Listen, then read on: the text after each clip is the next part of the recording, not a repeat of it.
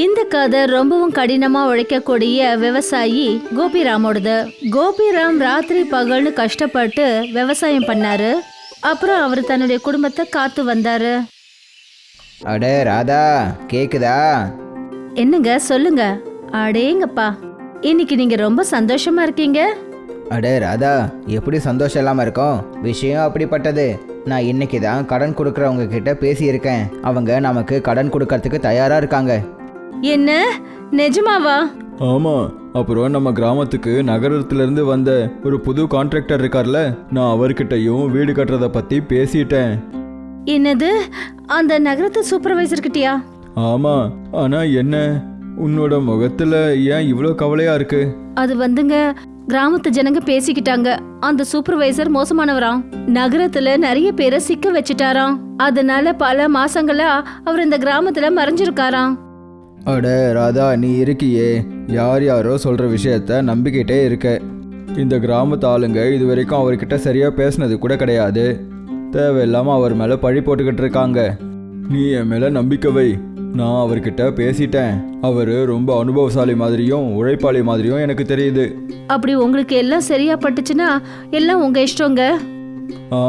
இப்போ பாரு, கூடிய சீக்கிரமே நம்மளோட கனவு வீடு உருவாக போகுது. அப்புறம் அதுதான் இந்த கிராமத்தோட பெரிய வீடாகவும் இருக்கும். கடைசியில உங்க உழைப்புக்கு பலன் கிடைச்சிருச்சுங்க. கடவுளே, உனக்கு கோடான கோடி நன்றிகள்.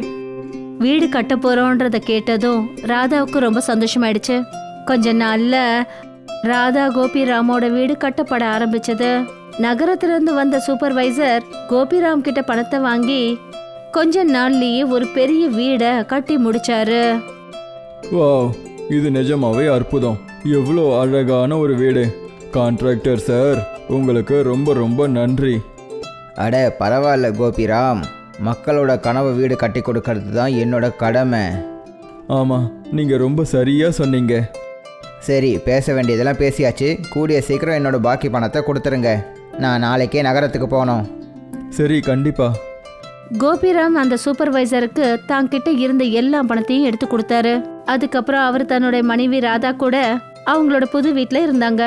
இப்ப அவர் தினமும் வயல்ல கஷ்டப்பட்டு உழைப்பாரு. அப்புறம் சாயந்தரம் வீட்டுக்கு திரும்பி வந்து ஓய்வெடுப்பாரு. ஆனா கோபிராம் ராதாவோட இந்த சந்தோஷம் ரொம்ப நாளைக்கு நிலைக்கல. ஒரு நாள் காலத்துக்கு எதிர்மாறா பயங்கரமா மழை பெய்ய ஆரம்பிச்சது. ஆனா என்ன இது, மழை பெய்யுது, அதுவும் இவ்வளோ வேகமா. அப்புறம் மேலேருந்து தண்ணி வேற கொட்டுது. என்னங்க, என்னாச்சு? இங்க பாருங்க, மேல இருந்து தண்ணி எப்படி கொட்டுதுன்னு. ஐயோ கடவுளே, என்ன இது? புது வீட்டில் எங்கேருந்து இப்படி தண்ணி ஒழுகிட்டு இருக்கு? அப்பதான் வேகமா மின்னல் அடிச்சது. அப்புறம் அவங்க வீட்டோட பின்னாடி சுவர் இடிஞ்சு விழுந்தது. ஐயோ, என்ன இது, சுவர் விழுந்துடுச்சு. அப்படின்னா நீ என்கிட்ட சொன்ன எல்லா விஷயங்களுமே உண்மைதான். அந்த கான்ட்ராக்டர் நிஜமா திருடன் தான். அவன் நமக்கு துரோகம் பண்ணிட்டான். இங்கேருந்து ஓடிடு. கோபிராமும் ராதாவும் வீட்டை விட்டு வெளியே வந்தாங்க. அப்புறம் அவங்க கண்ணுக்கு முன்னாடியே அவங்க மொத்த வீடும் இடிஞ்சு விழுந்தது. ஐயோ கடவுளே, இங்கே என்ன நடக்குது? நீங்கள் எதுக்காக எனக்கு இவ்வளோ பெரிய துரோகத்தை நடக்க விட்டீங்க? இங்க பாருங்க, நீங்க மனவேதனைப்படாதீங்க, எல்லாம் சரியாயிடுங்க. எப்படி சரியாகும்? நம்ம கஷ்டப்பட்டு கட்டின வீடு உடைஞ்சிடுச்சு. இப்போ நாம தெருவுக்கு வந்துட்டோம். இங்க பாருங்க, நீங்க நம்பிக்கையை கைவிட்டுறாதீங்க, எல்லாம் சரியாயிடுங்க. பாவம் கோபிராமும் ராதாவும் ஒரே நிமிஷத்துல அவங்க மொத்த உலகமும் இடிஞ்சிடுச்சு. இப்போ அவங்க கிராமத்து கோவில்ல இருந்தாங்க. அவங்களுக்கு ஏற்பட்ட இந்த நிலைமை கிராமம் முழுக்க பரவச்சு.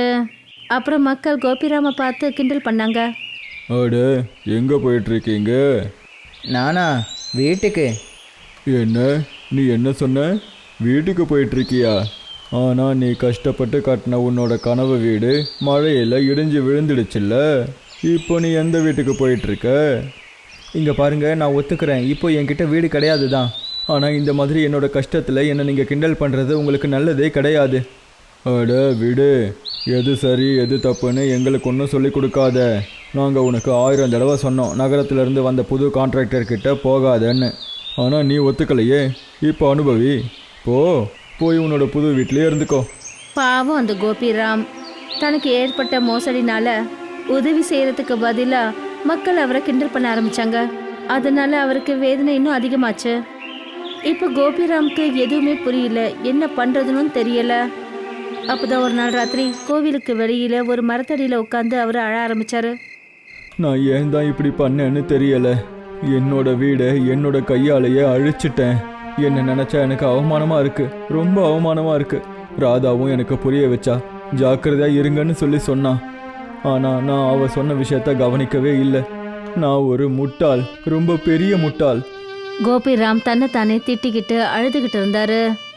அப்பதான் அவருக்கு ஒரு குரல் கேட்டுச்சு. அடடா, இப்படியெல்லாம் அழாதீங்க.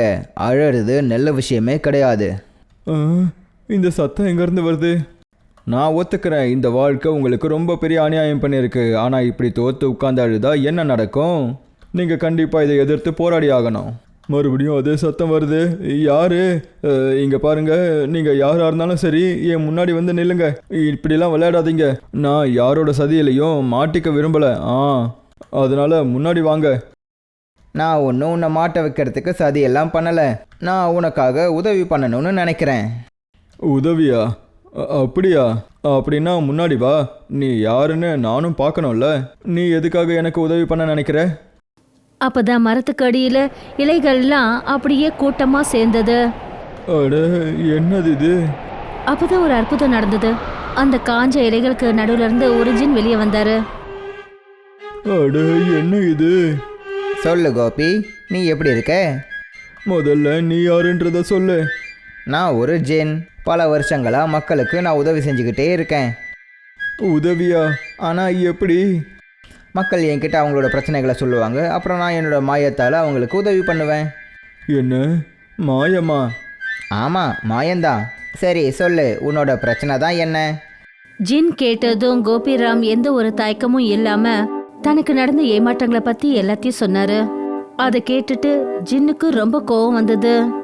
என்ன, உனக்கு நிஜமாவே பெரிய அநியாயம் நடந்திருக்கு. சொல்லு, உனக்கு என்ன வேணும்? என்னோட விருப்பம் எல்லாம் என்னோட வீடு மறுபடியும் உருவாகணுன்றது தான். அப்புறம் அந்த கான்ட்ராக்டருக்கு அதுக்கான தண்டனை கிடைக்கணும். அவனால தான் நான் கஷ்டப்பட்டு கடன் வாங்கின பணம் எல்லாமே போச்சு. அதுக்கும் மேலே கடன் சுமையும் வந்துடுச்சு. எனக்கு இந்த எல்லா பிரச்சனைகளிலிருந்தும் விடுதலை வேணும். கோபிராம் சொன்னதை கேட்டதும் ஜின் அவர் மேல பரிதாபப்பட்டாரு. ஜின் அவரை அவரோட வீடு எங்க உடைஞ்சு போச்சோ அங்க கூட்டிட்டு போனாரு. அட, நீ எதுக்காக என்ன எங்கே கூட்டிகிட்டு வந்த? இப்போவே சொல்கிறேன். திவ்ய சக்திகளை, என் பேச்சை கேளுங்க. இந்த ஏழையோட வீட்டை அவனுக்கு திரும்பவும் கொடுங்க. ஓம் சிக்லிக்கி லகா பூம். ஜின்னோட மந்திரத்தால ஒரு அற்புதம் நடந்தது. உடைஞ்சு போன செங்கல் எல்லாம் காற்றுல மிதக்க ஆரம்பிச்சது. அப்புறம் ஜின்னோட உத்தரவுப்படி ஒண்ணுக்கு மேல ஒண்ணு சேர்ந்தது. கூடவே ஜின் தன்னுடைய மந்திரத்தால அந்த செங்கலோட சிமெண்ட்டையும் இணைச்சாரு.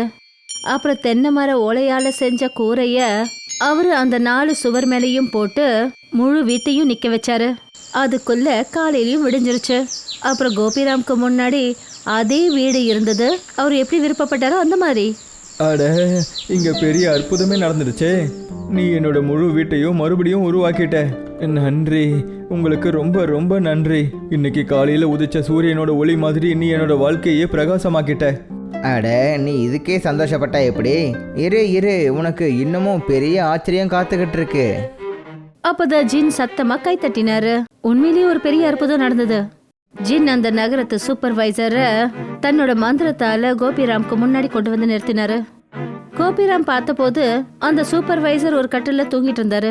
மெல்ல மெல்ல அவர் கண் விழிச்சாரு. அவர் பார்த்தபோது கோபிராம் அவர் முன்னாடி நின்றுட்டு இருந்தாரு. நான் எங்க இருக்கேன் கோபி? அப்படின்னா ஆனால் இது எப்படி நடந்துச்சு? நான் சிட்டிலெல்லாம் இருந்தேன். என்னோட இந்த கட்டல் இங்கே எப்படி வந்துச்சு? இது எல்லாமே என்னோட மாயாஜாலத்தோட அற்புதம் தான். இப்போ நீ சீக்கிரமாக கோபிக்கு செஞ்ச துரோகத்துக்கு அவர்கிட்ட மன்னிப்பு கேளு. இல்லைனா இப்போ நீ இங்கே தான் இருக்க. இப்போ நீ இவருக்கு செஞ்ச தப்பை உணர்ந்து இவர்கிட்ட மன்னிப்பு கேட்கலன்னா நான் உன்னை அனுப்ப போகிற இடத்துலேருந்து உன்னால் திரும்ப வரவே முடியாது. ஜின்னோட மிரட்டலுக்கு பயந்து போய் சூப்பர்வைசரை போலீஸ் ஸ்டேஷனுக்கு போனாரு. அங்க அவரே போலீஸ் கிட்ட சரணடைஞ்சாரு. கூடவே கோபிராமுக்கு அவருடைய பணம் எல்லாத்தையும் திருப்பி கொடுத்தாரு. அது மூலமா கோபிராம் அவருடைய கடன் எல்லாத்தையும் அடைச்சிட்டாரு. அப்புறம் அவரும் ராதாவும் அவங்களோட புது வீட்டுல ரொம்ப சந்தோஷமா இருந்தாங்க. அங்க மறுபடியும் அன்பு, நிம்மதி, மகிழ்ச்சி வாசம் செஞ்சது.